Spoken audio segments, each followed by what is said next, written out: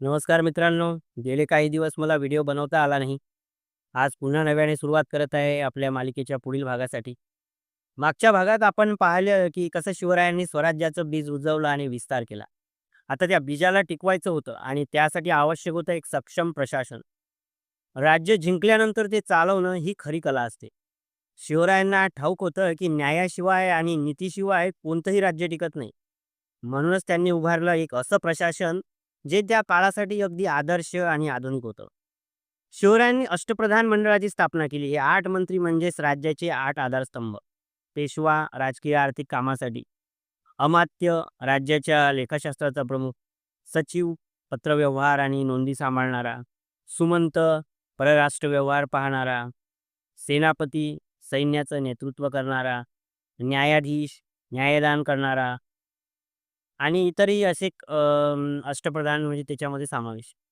हे सगळे लोक थेट राजाला नव्हे तर राज्याला उत्तरदायी होते. हाच लोकशाहीचा पहिला अंकुर होता. शिवराय म्हणायचे, "राजा हा प्रजेचा सेवक आहे आणि म्हणूनच त्यांच्या दरबारात प्रत्येकाला आपलं म्हणणं सांगण्याचा अधिकार होता. कोणावरही अन्याय होऊ नये हे त्यांनी स्वतः पाहिलं. म्हणूनच न्याय हा स्वराज्याचा पाया ठरला." शिवरायांनी प्रशासनात प्रामाणिकता, जबाबदारी आणि शिस्त यावर भर दिला. कोणतंही काम मी या भावनेतून नाही तर आपण या भावनेतून करायचं. हाच त्यांच्या राजवटीचा मंत्र होता. म्हणूनच त्यांच्या राज्यात लोक समाधानी होते आणि अधिकारी प्रामाणिक. शिवरायांचं प्रशासन म्हणजे फक्त सत्ता नव्हती, तर ते होतं एक विचार, एक तत्वज्ञान, ज्यात प्रत्येक माणूस महत्त्वाचा होता आणि प्रत्येक निर्णय न्यायावर आधारित होता. आज आपण म्हणतो सुशासन, पण त्या विचाराची बीज पेरणारे पहिले होते आपले छत्रपती शिवाजी महाराज.